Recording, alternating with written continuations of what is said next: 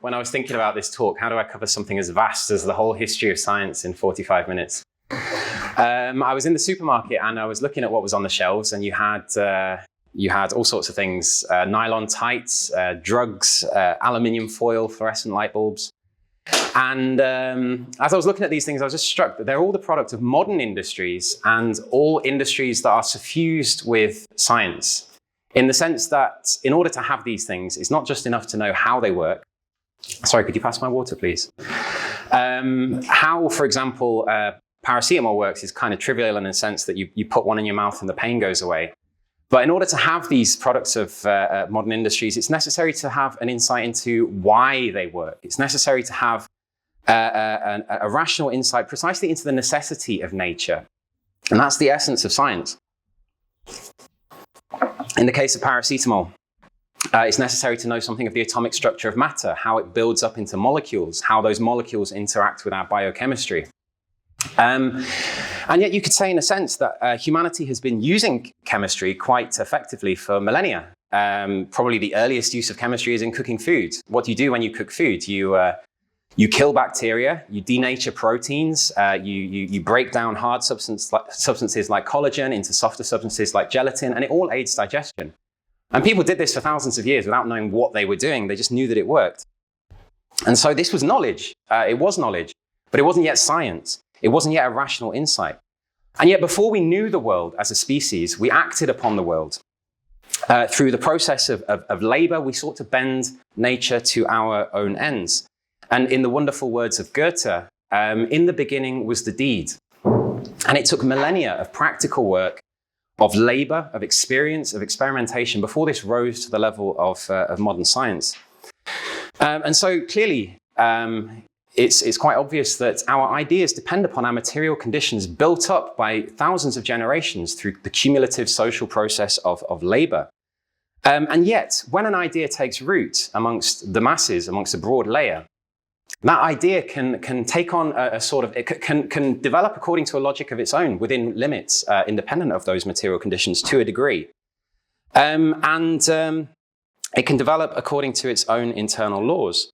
And the fact of the matter is, those ideas can even outlive precisely new evidence. They can live a long afterlife, long after we've supposedly invalidated them, because human consciousness is not it's not something inherently revolutionary. It tends to actually be quite conservative. We tend to hold on to tried and trusted explanations of the world. And therefore, the progress of science, like the whole progress of human history, is not one long linear upward progression of advance. It's full of contradiction, and it's interspersed with great epoch-making revolutions. And I just want to use an example of the tenacity of human ideas, not from the realm of science, actually, but from the book of Genesis. In the book of Genesis, it talks about how man was made by God from clay. And in actual fact, the name Adam literally means red dirt or red clay in Hebrew. And we can only speculate where clay pottery comes from, but one speculation is that clay was first used actually to line reed baskets to make them waterproof. And it may well be, again, it's entirely speculative, but the use of clay goes back to the Old Stone Age. It may well be that one of these clay-lined reed baskets accidentally got thrown onto a fire. And then one of our ancient ancestors would have fished it out of the fire, and then they would have discovered something quite remarkable. A new power was at their fingertips. They could mold any shape that they like and give it permanence. You know, it could be a pot, it could be a cup, it could be one of these Venus sculptures, which they imagined had magical properties. It's impossible for us to imagine what an effect that would have had on the minds of primitive men. And Gordon Childs, the great Marxist anthropologist, suggests that something of that psychological impact is preserved in the book of Genesis. That primitive man must have imagined that our creators were endowed with a similar power to us, such an awesome power, and that God was imagined as some great potter, some great sculptor in the sky. Now, of course, we know a lot more about where human origins come from these days. And yet, in the United States, the most technologically advanced nation on earth, some 30 to 40% of adults still believe in some literal interpretation of the book of Genesis. And it shows what, at least elements of which probably have their origins actually in the Old Stone Age, which shows what a conservative and contradictory thing human consciousness is. Now, it's easy to look down upon myths and magic of our ancestors as foolish, but for them, it represented a real attempt to understand nature and even to exert a certain amount of control over nature. To begin to explain the natural world in order to control it. Of course, really the natural world was far beyond the grasp of their control, and the forces of nature appeared to them as hostile forces. But science only really begins when men can liberate themselves from the immediate necessities that compel them in their daily lives and begin to draw out broad generalizations. Therefore, science really can only begin when life itself ceases to be a struggle for immediate survival. And when, for at least a section of society, therefore, the immediate elementary needs of life have been met. This isn't a Marxist observation. This was Aristotle observed this, because in his Metaphysics he explains it was for that reason that it was in ancient Egypt that you had the discovery of mathematics, the origins of mathematics, because there for the first time a priestly caste, enjoyed leisure time. And they enjoyed leisure time because they were freed from manual labor precisely by the surplus that was extracted from this heavily exploited peasantry.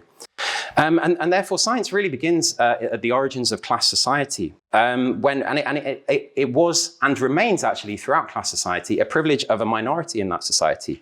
When that society has become divided between those who work with their hands and those who exploit the labor of the vast majority. And this division of society into classes, which liberates a minority to think about the world more profoundly, also corresponds to another division in society, which is the division between mental and manual labor. Mental labor being something which is flattered and elevated, and manual labor something, the occupation of the majority, something despised and looked down upon. And elements of that attitude remain with us down to the present day. And it is the origin of a trend in philosophy and in science, which tends to forget the dependence of our thought upon the material world, the idealist trend within philosophy, which the notion that ideas live a separate life independent of the material universe. And we see, even down to the present day, that these idealist notions, this division between mental and manual labor, also has its effect down to the present day upon the sciences. There are within some branches of theoretical physics, there are theories within string theory, for example, ideas which are highly regarded, not necessarily because of what they predict about the natural world, but for their aesthetic mathematical beauty. And within the philosophy of mathematics itself, actually, there is a central place occupied by Neoplatonism, which is the idea that mathematical objects and laws have an independent truth from the physical material laws and objects. Now, mathematics is, of course, highly abstract, and sometimes I hear comrades use the word abstract as if it's an insult. It's not an insult whatsoever. Abstraction is a necessary process in the process of gaining real knowledge into the world, and it involves precisely abstracting only those facets of nature which are essential to understand the natural world, and disposing with precisely all that is non-essential in the world. And mathematics takes that to its extreme because it abstracts only those, it gets rid of all qualities apart from one within nature, which is quantity itself. So, you know, in arithmetic, 2 + 2 = 4 is independent of whether we're talking about 2 oranges plus 2 oranges or 2 apples plus 2 apples. And so it has a high degree of abstraction, which can lead people to forget that its dependence upon precisely the fact that mathematical laws were an insight into mathematical laws were gained precisely by observing the empirical world around us. And the evidence of that is all over mathematics and in the language that we use in mathematics. The fact that we use a base of 10 in our number system goes back to the fact that we learn how to count to 10 from counting our fingers, going back to our early ancestry. And indeed, the word digital just comes from the word digitus in Latin, which means finger. When we stopped counting our fingers because we had bigger numbers to deal with, we started counting the pebbles on an abacus, and that gave us words like calculus, which literally just means pebble in Latin again. So we see that the evidence is there that the material origins of all of even our most abstract knowledge. But against this idealist trend, there's always also been a conflict within philosophy, and there have also been those who've attempted to dispense with myth and dispense with any of these ideas and explain nature in terms of nature, to seek a materialist understanding of the world. And the first to do that really were the Ionian philosophers of ancient Greece. Now, they all belonged to a vigorous ruling class, the majority of them either from a merchant or from a landlord background. And this was a worldly class of men who had seen a lot of the world. They probably lived in cities. They probably traveled quite widely. And they'd seen enough of the world to regard with contempt those old myths that explained the world, that there was literally a pantheon of gods living on Mount Olympus deciding the fates of men, which is what the majority of common people believed in early times at that time. They regarded these things with contempt and attempted to therefore explain nature in terms of itself. And the first of these Ionian philosophers was a guy called Thales. And Thales, it's said, there's a story about him that he studied the moon and the sun and its motions, and he predicted a solar eclipse. And so overawed were the citizens of the local city-states at this discovery that they actually called off a war in order to consider the profound implications of what it meant, such knowledge, such insight into nature, to be able to, what power it would potentially give us as a species. Now, I can't possibly say much more about the Greeks. I have to get onto modern science at some point. But there's a lot of interesting insights, theories of evolution, the great atomist school of people like Democritus and Epicurus. But in all these cases, these philosophical insights, in a certain sense, were not yet science, insofar as they had no material apparatus to delve deeper into nature, nor did they seek a means of delving deeper, for the most part, into exploring nature. And the only material apparatus they had was their brain. These were ingenious guesses to a large extent, to the greater extent. And with some exceptions, the impact of ancient Greek science on industry was almost non-existent. And there was a simple reason for this. And that is because industry itself in those times gave no impetus to the development of science whatsoever.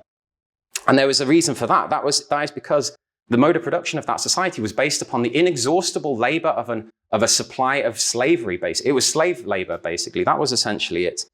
Using the most crude implements, not upon a class of free craftsmen using their ingenuity to probe nature deeper and deeper. Now, I can't move on to discuss modern science if I don't finally talk about the most brilliant of the thinkers of the ancient world, which was Aristotle. Now, when you read about the origins of modern science in the 16th century, what's interesting is it takes the form of an almighty bitter struggle against Aristotle's ideas. And this has led some. I read a book before preparing this lead off by J.D. Bernal called History and Science. And he calls himself a Marxist. And the fact that science had to struggle against Aristotle led him to the conclusion that in physics and cosmology, at least particularly, it would have been better if Aristotle had never been born, that his contribution was quite frankly lamentable. Now, what do we think of that assessment? Well, what did Aristotle say? Well, for him, all of the elements of nature, they find their natural place in the world. And everything comes to rest unless it's impelled from outside. Now, our common sense says something like that. If you throw a bunch of rocks on the ground, they fall to their natural place, which is on the ground, and they come to rest, right? And for him, yes, the earth, the element of earth, falls to the center of the universe. The earth is at the center of the universe for him. Water falls to its lowest place upon the earth and is the next element in line. Air bubbles up above water and forms a sphere around the terrestrial earth. And then if we look at a bonfire, it's quite clear that fire seems to shoot up into the sky. He thought that fire forms a sphere around the atmosphere of the air. And finally, if you look up at the stars at night, you see that they seem to be unchanging night to night. And he thought that the heavens were immutable and presumably made of some immutable fifth substance, the quintessence as it was referred to, which was completely unchanging and revolved around the earth. Everything finds its place in this universe, and it's all clearly completely wrong. It doesn't even need stating why it's wrong these days. But does this confirm Bernal's low opinion of Aristotle? Well, I would say actually Bernal completely misses the point.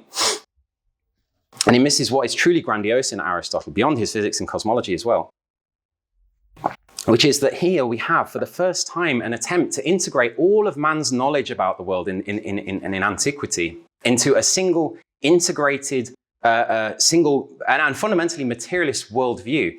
All of that knowledge is brought together. Everything that common sense had taught humanity. And yeah, it's a worldview which is consistent with what our immediate senses tell us. After all, if in fact the Earth is not, unmoving, if it actually moves around the sun as we know it does, wouldn't therefore we feel it moving? Wouldn't you have great winds ripping across the Earth as the Earth moves under the atmosphere? To actually explain why that's not the case, it's necessary to dig deeper into nature, to go beyond the appearance of things. But Aristotle demanded answers in order to explain why is common sense wrong. And he posed with wonderful clarity all of those questions science had to answer if it was to progress. But the fact that science had to progress against Aristotle is not something uniquely conservative about Aristotle's theories. In fact, the way that science progresses in general is that a worldview is established and accepted by the majority. Thomas Kuhn referred to this as a paradigm. And precisely the strength of a paradigm, its explanatory power, its ability to explain the world, at a later date becomes the source also of its extremely conservative side, because the greater its explanatory power, precisely the stronger its hold on the minds of men, and therefore the greater the effort necessary to throw it off. And we shouldn't forget that Aristotle's view was eventually, completely overthrown by the Newtonian worldview. But it, in turn, had a hold on the minds of men for more than 200 years, and to a certain extent still does. And that hold also had its conservative side. It held back the development of physics in its own way, despite the fact it was a phenomenal achievement in its time. Now, in the case of Aristotle, there's also another reason for which he absolutely cannot be blamed for the conservative side of his views, which is the fact that after the collapse of a slave society, of the ancient society of the ancient world, and the collapse of European civilization into the Dark Ages, where you had the loss of almost all of ancient learning, the Catholic Church, which rose up and which was the mainstay of the feudal order, only preserved those elements of ancient knowledge which were useful precisely to justify its terrestrial domination and that of the feudal ruling class, which had no interest in industry and its manners and so forth. It was an entirely rural class. And they preserved only those scraps of Plato and Aristotle that served their interests. And Aristotle's cosmology actually unwittingly proved quite useful for them in that respect. Because this idea of an imperfect mortal sphere down here at the center of God's creation, and then these perfect concentric crystalline spheres, which the church inhabited with a perfect hierarchy of angels, archangels, and in the highest sphere of the heavens, of the stars, God himself, was a perfect mirror of the social hierarchy that existed down here in the feudal epoch, and of pope, kings, lords, and serfs. And therefore, to challenge this scientific hypothesis wasn't just a scientific challenge, it was a challenge to the whole social order, and it was regarded as a heresy, and a punishable heresy at that. Even though there were things that very early on were shown to be inexplicable on the basis of this theory. For example, it's very hard to fit in the motions of the planets. They seem inexplicable if you regard the Earth itself as unmoving, and the planets as going around the Earth. It's very difficult to understand them.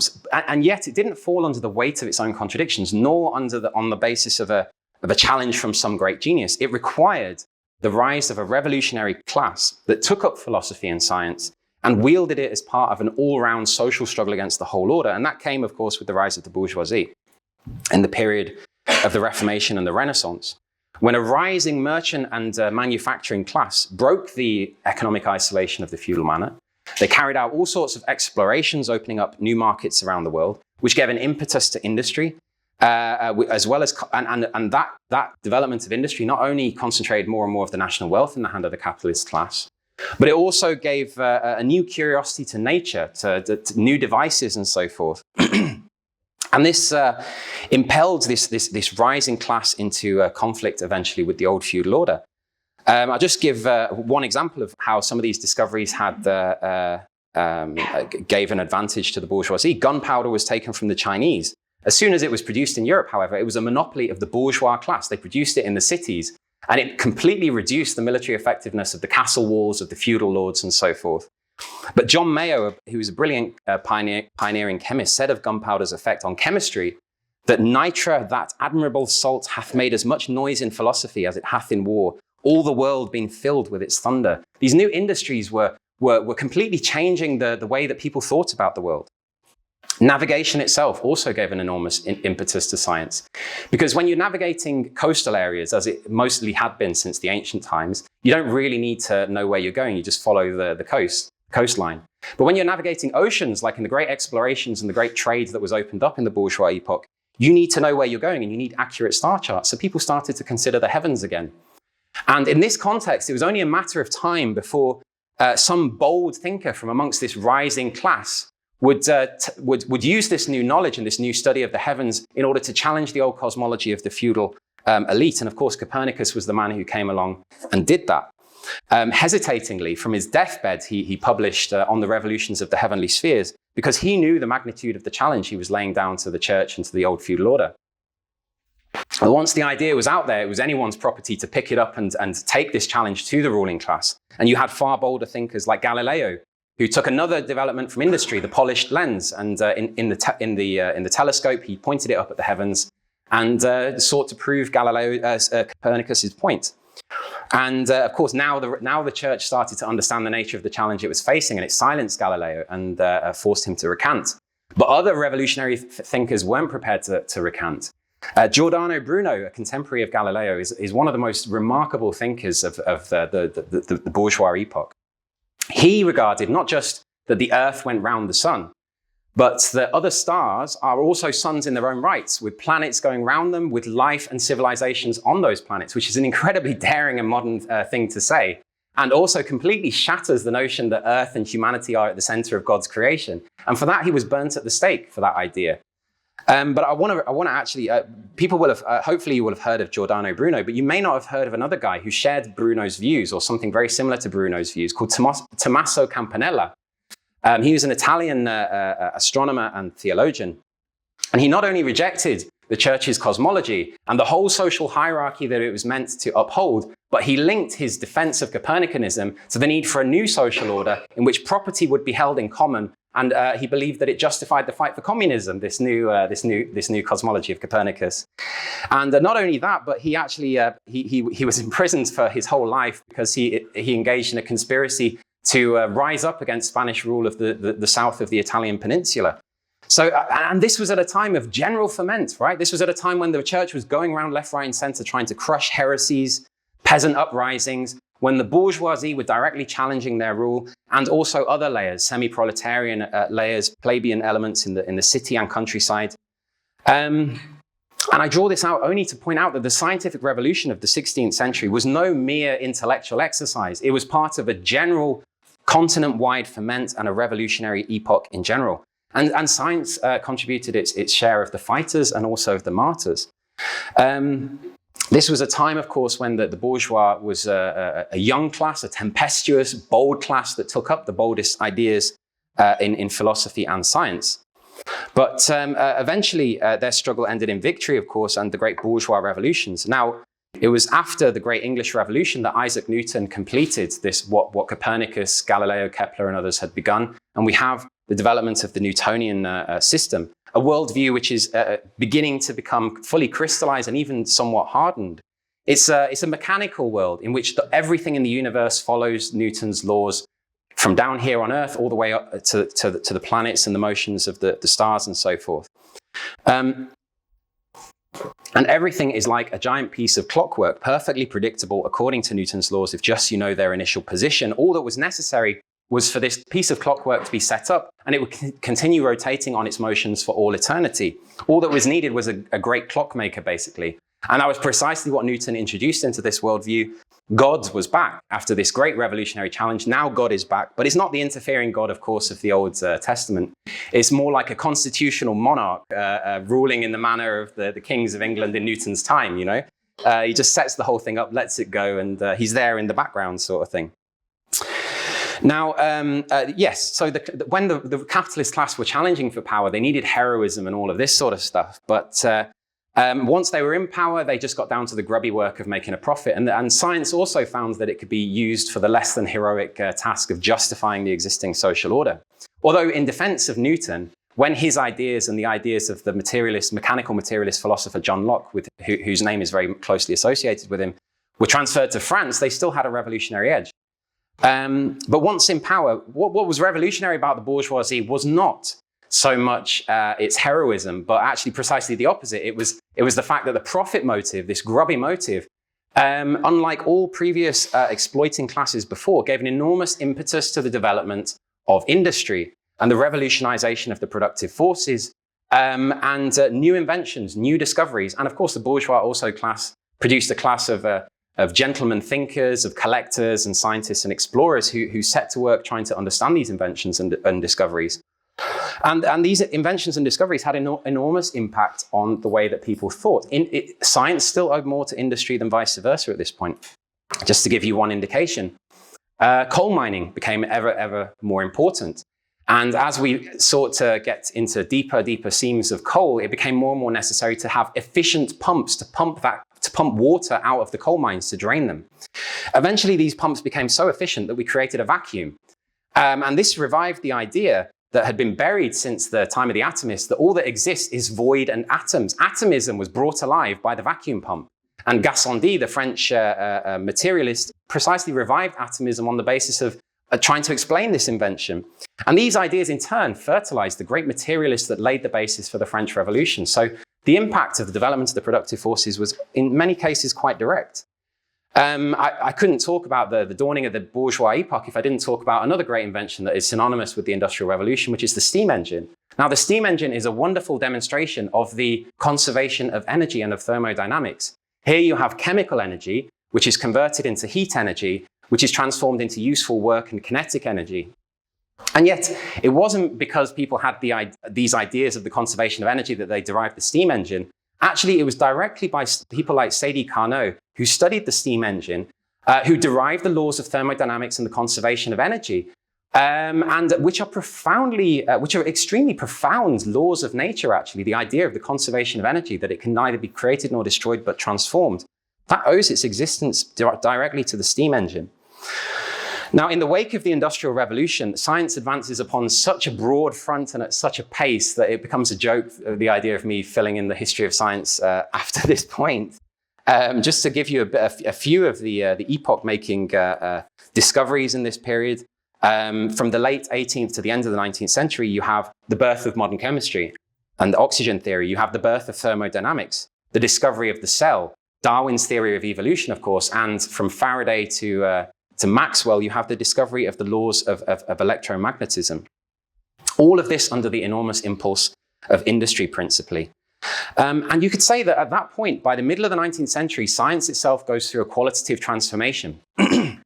Because up until that point, how had industry, from the ancient Greeks all the way down to the capitalist period of craftsmen and manufacturers, new machinery, new inventions and so forth had been developed, and industry had been developed by rule of thumb, by successive approximations, by just figuring out the how of things, not the why of things necessarily. But from the middle of the 19th century, science becomes one of the key productive forces of mankind. The conscious opening up of new domains of nature for exploitation to satisfy human ends in a way that had never been possible before. That's what capitalism opens up and opened up precisely for humanity. And you have new industries, entirely novel industries that are based upon precisely a scientific understanding of the world. The chemical industry, steel production, the electrical industry, not to mention the application of science to age-old industries which had never been conducted in a scientific way, like medicine or agriculture and so forth. But once in power, the attitude of the bourgeoisie to science hasn't remained a simple one. It's become actually an increasingly contradictory one.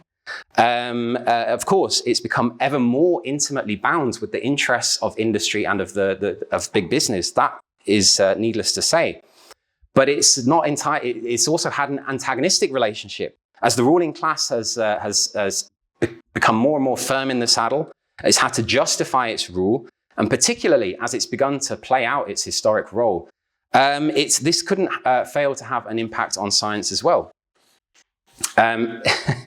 Unfortunately, I feel like I'm going to let you down here that I don't have time to talk about Darwin's theory of evolution, which is a bit criminal, to be honest, maybe in the summing up. But I mean, you know the reaction that Darwin's theory of evolution provoked, not just amongst the clergy of the Church of England, but also amongst respectable middle-class opinion in England as well. But it wasn't just this reaction, this philosophical reaction amongst the bourgeois. It didn't just affect Darwin's theory of evolution, although that's the most famous of them. Ever since the French Revolution, basically, and particularly after the defeat of Napoleon, across Europe, there developed an increasing hostility to anything that smacked of revolutionary materialism that was associated with the great French materialists in the Revolution. Anything that attempted to rationally explain the world and therefore to create a better world not in just in nature, but also in society on a rational basis and to reform the existing order of things.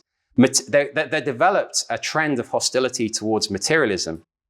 And this actually had an impact not just on the way that bourgeois themselves thought about things, but also their scientific representatives.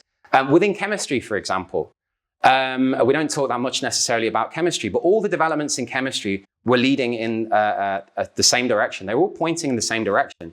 All sorts of new substances had been isolated, elements had been isolated. Priestley had isolated oxygen. You had the isolation of other elements through the working of the chemical industry.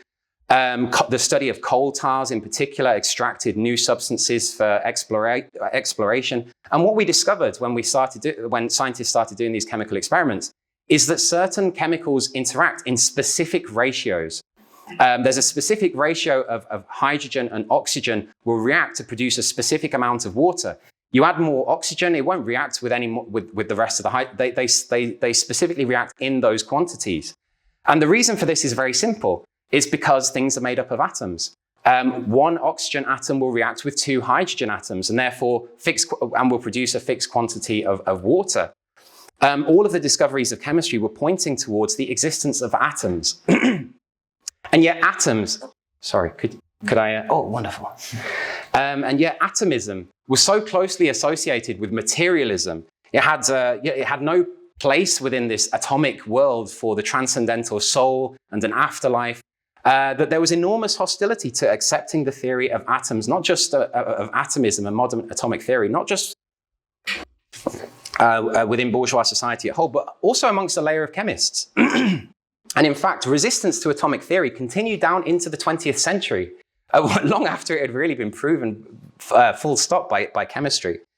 And if you've ever read Lenin's book, Materialism and Empirio-Criticism, which if you haven't, you should, because it's a masterpiece of Marxist philosophy.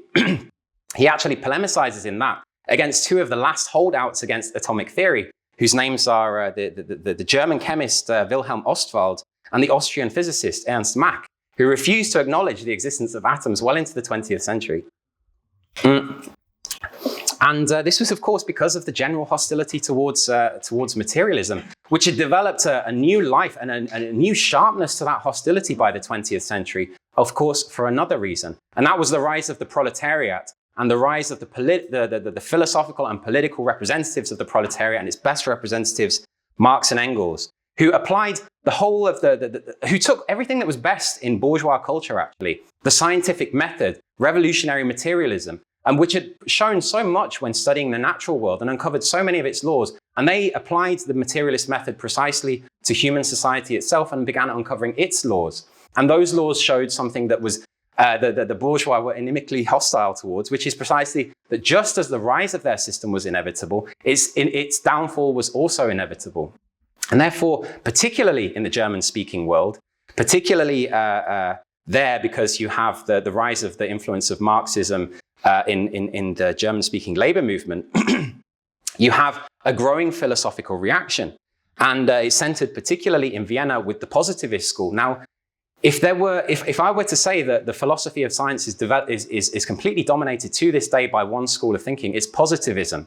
Within physics and the hard sciences in particular, positivism has an overwhelmingly dominant effect.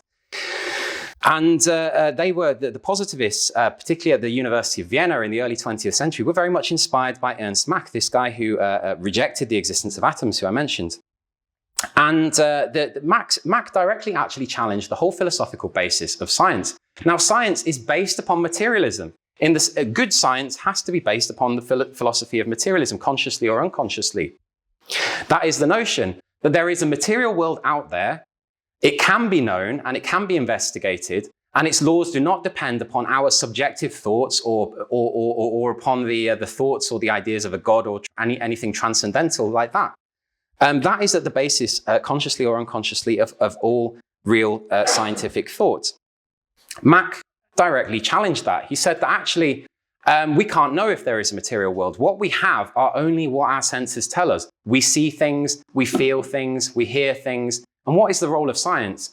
It is to bring order to our sensations, basically, that to give a mathematical description to what we sense. But can we say that we sense our senses owe themselves to the existence of a material world which is impacting upon our material sense organs. We can't say that. All we can say is we have our sensations. And therefore, we can't directly look at an atom. Therefore, the idea of a material atom at the core of things was something he rejected as non-scientific. It's a metaphysical hypothesis, was the word that he would use. And that was his justification. It was a retreat from materialism, opening the door to idealism, that all that exists are the senses and consciousness within our head. That was these were the ideas of Mach. And Mach's ideas had an enormous influence in 20th century science.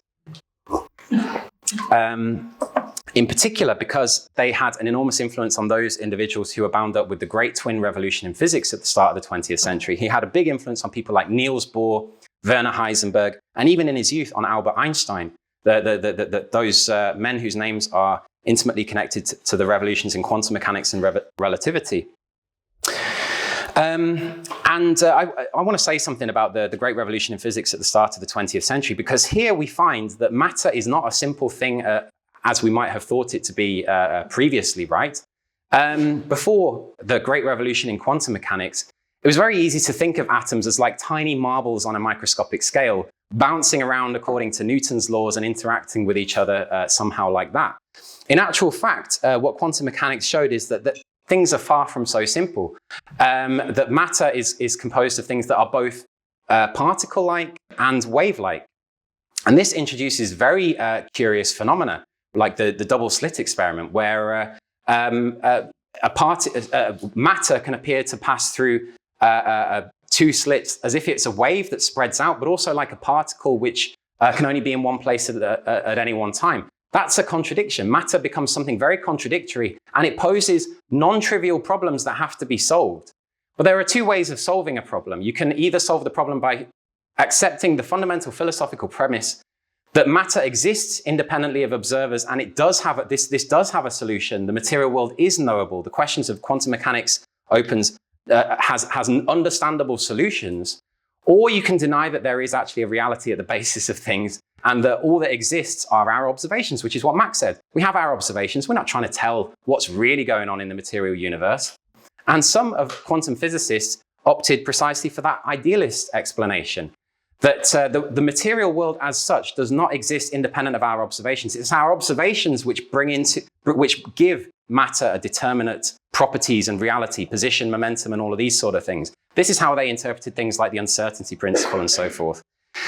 And this led to a bust-up. This led to a bust-up, actually, in 1927 in Brussels at the Solvay conference, which brought together all of the luminaries of quantum mechanics, great people like Heisenberg and Bohr, and also people like Einstein. And Bohr and Einstein actually had a big argument at that conference, where Bohr was precisely saying that matter doesn't have any, it's meaningless to ask what the properties of matter are until we observe it. And Einstein was saying, no, if quantum mechanics can't explain these things, it's because it's an incomplete theory and we need to delve deeper into nature.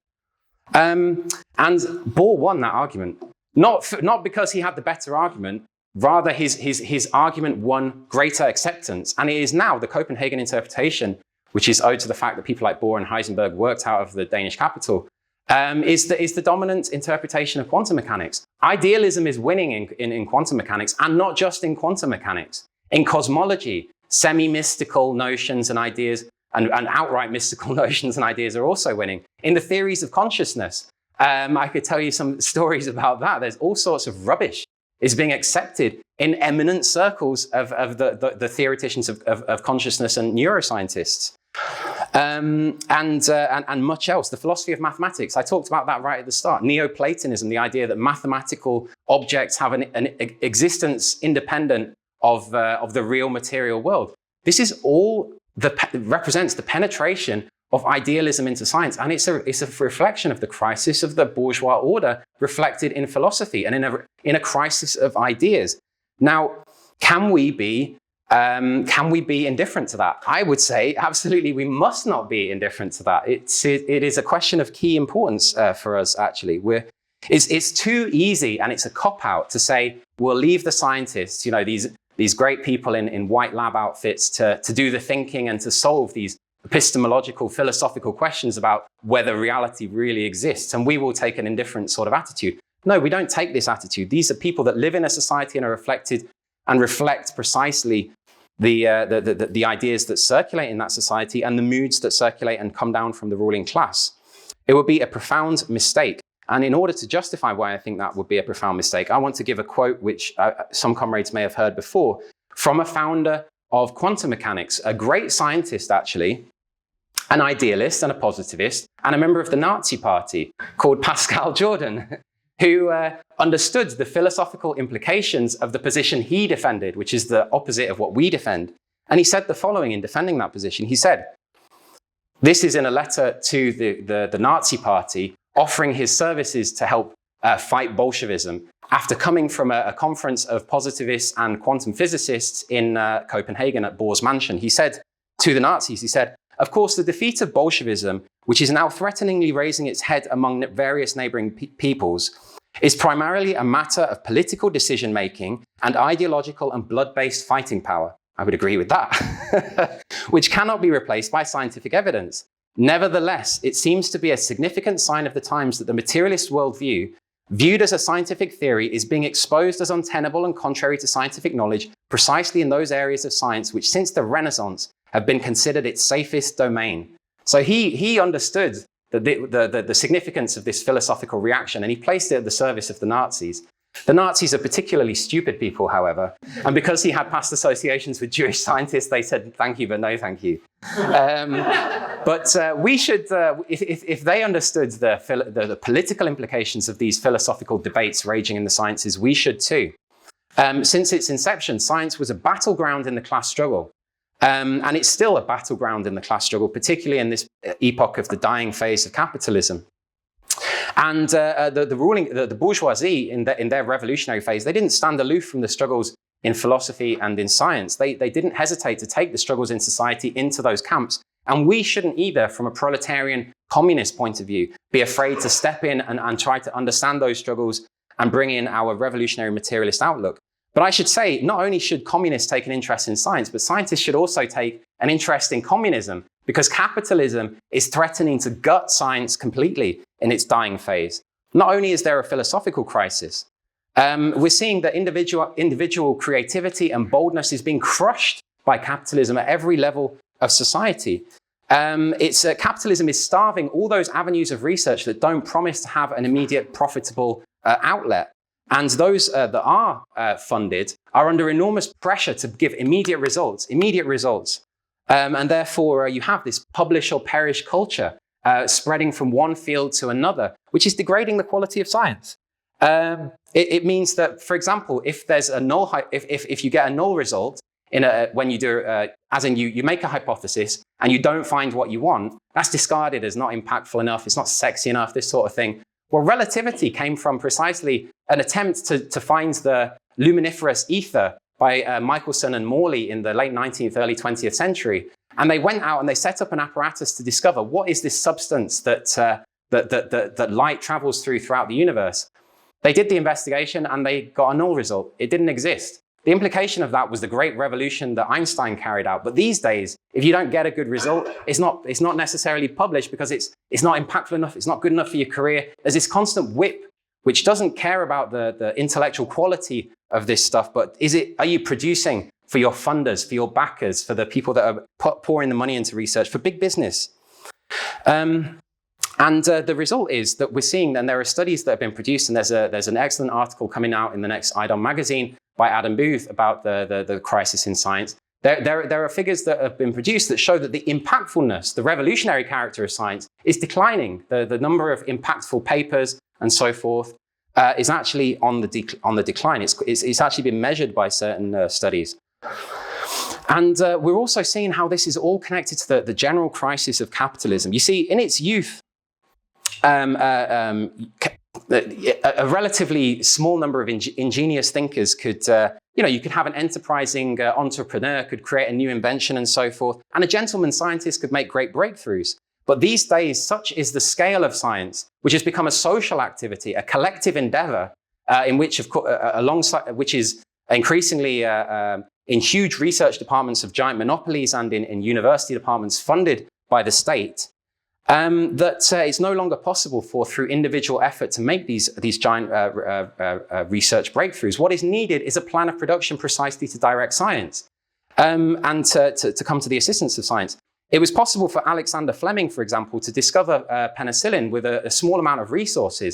But these days, to create a new antibiotic requires about $1 billion of research. Is that profitable to invest $1 billion? Or should we continue to well, that's precisely the question, and that's it's profitable for us as a species, but not necessarily for the bosses. Today, science, therefore, is a socialized effort, and it can only advance if we free individuals to creatively explore any avenues they want, but also begin to plan scientific research as a whole. Both of those things need to be done, and capitalism is proving that it can't actually do that. And even where there are advances, it's actually proving precisely our point in military research, for example, or in the COVID vaccine breakthrough, which was a wonderful progressive breakthrough in science. And it came through the planned collective effort of the state, which invested at huge quantities, billions into accelerating this, because the state was planning on behalf of the capitalist class, because they individually weren't going to go ahead and do this themselves. They'd held back these novel vaccines for decades, but the research had been at our fingertips. And therefore, it showed that precisely economic planning was what was necessary. But that is happening as an exception under capitalism. Under socialism, we would under communism, we would integrate. We would set science free, I think, and ultimately that is precisely what is needed: a communist revolution to set science free. So we should take part in precisely the philosophical battles. Science itself is a battleground. And we as communists should take an interest in that. But scientists too, you should take an interest in communism, because this system is degrading science and ultimately promises it no future whatsoever.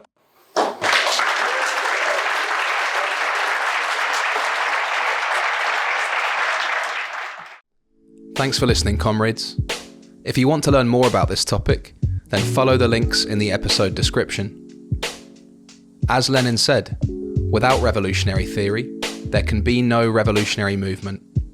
But it's not enough to just study the ideas of Marxism. You need to get organised in a force that's capable of connecting those to the living struggle. So if you're listening to this podcast and you agree with the ideas, but you're not yet a member of the Revolutionary Communist Party, then go to communist.red/join and help us in the fight for revolution.